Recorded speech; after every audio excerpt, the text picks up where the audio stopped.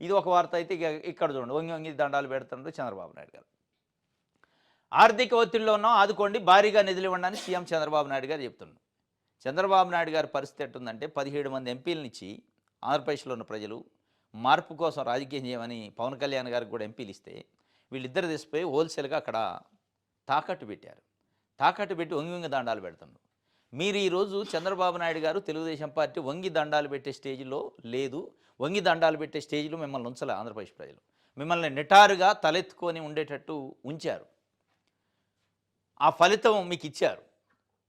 వాళ్ళ ఆత్మగౌరవాన్ని తాకట్టు పెట్టబోకండి. ఆంధ్రప్రదేశ్లో ఉన్న ప్రజలు ఓట్లేసిన ప్రజల ఆత్మగౌరవాన్ని తాకట్టు పెట్టి ఢిల్లీలో మోడీ గారికి అమిత్ షాకి సాష్టాంగ నమస్కారం వంగి దండాలు పెట్టి ప్లీజ్ మమ్మల్ని ఆదుకోండి మేము ఆర్థిక ఒత్తిడిలో ఉన్నాం. ఇది ఎప్పటి నుంచి 18 నెలల నుంచి ఏమొచ్చింది? అడగటం తప్ప అక్కడ నుంచి వచ్చింది ఏంటి? ఎప్పుడు అడుగుడేనా? ఇక ఎప్పుడు దేబరిచుడేనా? ఈ ప్లీజింగ్లు ఏంటి? డిమాండ్ లేదా?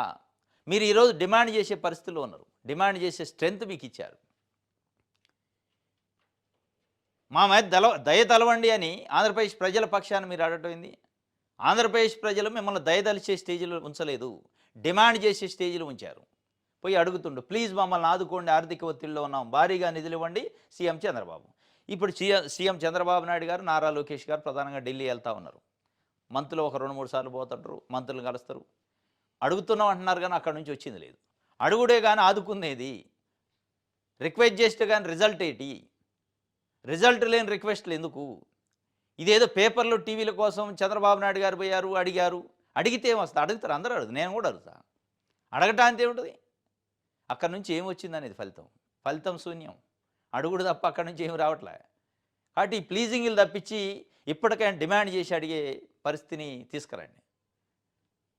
మేము మీకు మద్దతు ఇస్తున్నాం, మీ ఆత్మ మేము లేకపోతే ఎన్డీఏకి ఆత్మ లేదు, మేము లేకపోతే ఎన్డీఏకి ఊపిరి లేదు, మీకు అంతా ఊపిరి పోసింది మేము అని అడిగే హక్కుని ఆంధ్రప్రదేశ్ ప్రజలు ఇచ్చారు. ఆ యాంగిల్లో అడిగితే తప్ప ఇట్లా మీరు వంగి వంగి దండాలు పెడితే ఎవడు పట్టించుకోడు.